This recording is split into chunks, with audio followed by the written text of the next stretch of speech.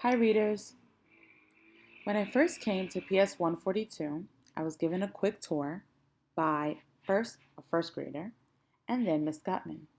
So the first grader showed me the first grade classrooms, the gym, the playground, and the cafeteria. And then when I met up with Miss Gutman, she showed me her office and she showed me the bulletin board, sorry, where teachers get really important announcements. And then she also showed me the mailboxes.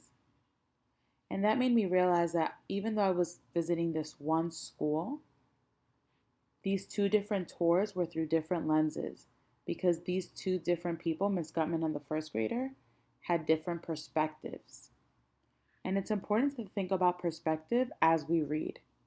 One way that you can figure out whose perspective is highlighted in your text is by asking yourself some of these questions, like whose eyes are seeing this story? Whose thoughts am I hearing? And whose voice is telling the story? Can you think back to Number the Stars, no matter what chapter you're in, and think about whose perspective are you seeing in the story? Whose voice is telling it?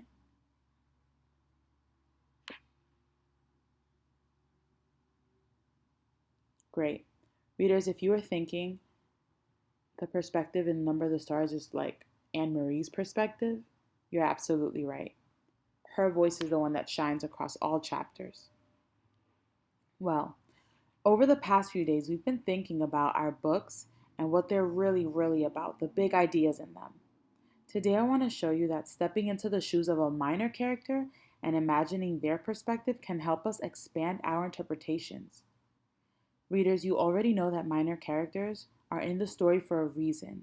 And just like the main characters, they help us by understanding the big ideas of the story and seeing those big ideas in different ways.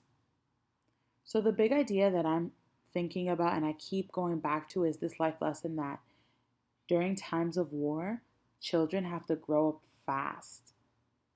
So, as we think about that big idea, let's see that idea through the eyes of a different character, through the eyes of Uncle Henrik.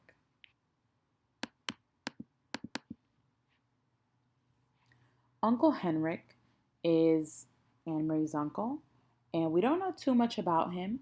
We just know that he's unmarried and that he's a fisherman. Okay, so as I reread this section, I'm going to try to put myself in the shoes of Uncle Henrik. And then you're also going to give this work a try with other chunks of this same chapter.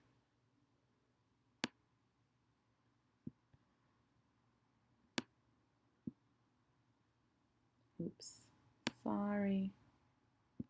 Okay. Anne Marie wandered to the barn where Uncle Henrik was milking Blossom. He was kneeling on the straw covered floor beside the cow, his shoulder pressed against her heavy side. Anne Marie leaned against the ancient splintery wood of the barn and listened to the sharp rattling sound of the streams of milk as they hit the sides of the bucket. Uncle Henrik glanced over at her and smiled without pausing in the rhythm of milking. He didn't say anything. I'm going to stop right there, put myself in the shoes of Uncle Henrik. Pretend I'm him. I'm busy with the cow, but really I've got a lot on my mind. A lot is happening that I have to think about. I'm going to make sure I smile at Anne Marie, but I'm really trying to hide my worries. I want to protect her from what's worrying me.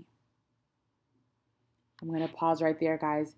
Do you see how I'm reading this and I'm putting myself in Uncle Henrik's shoes and kind of thinking aloud, saying out loud his thoughts, pretending I'm Uncle Henrik?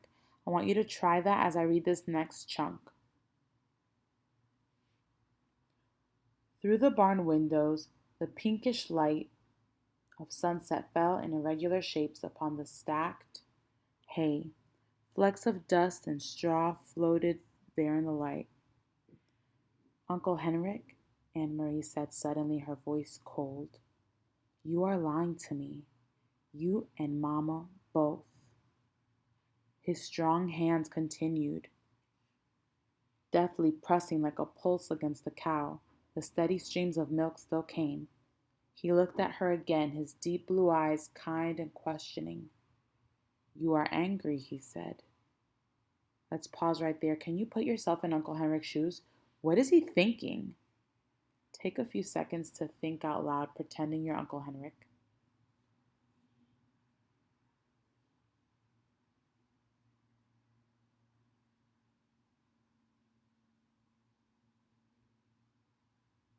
Great. I'm sure you were thinking something like, I seem to be staying pretty calm and I'm trying to be calm, but really, I kind of expected this. My niece is smart. What am I going to say about this whole Aunt Bertie thing?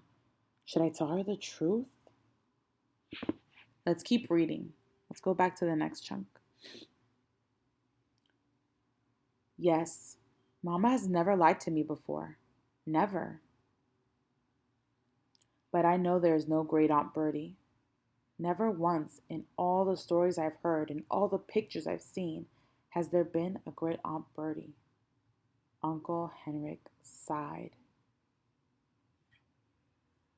At last, he turned to Anne Marie as he wiped his own hands with the cloth.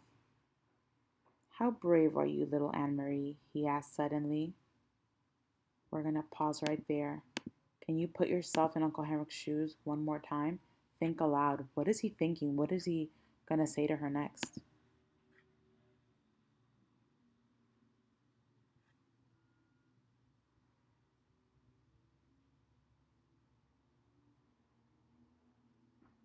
Great. I'm sure you were thinking something along the lines of, great, I have to tell her.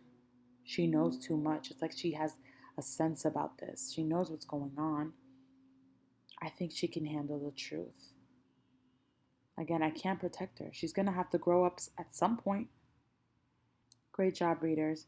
By putting yourselves in the shoes of this minor character, it didn't change our theme that during times of war, children have to grow and mature quickly, but it did add more evidence. It did support that theme.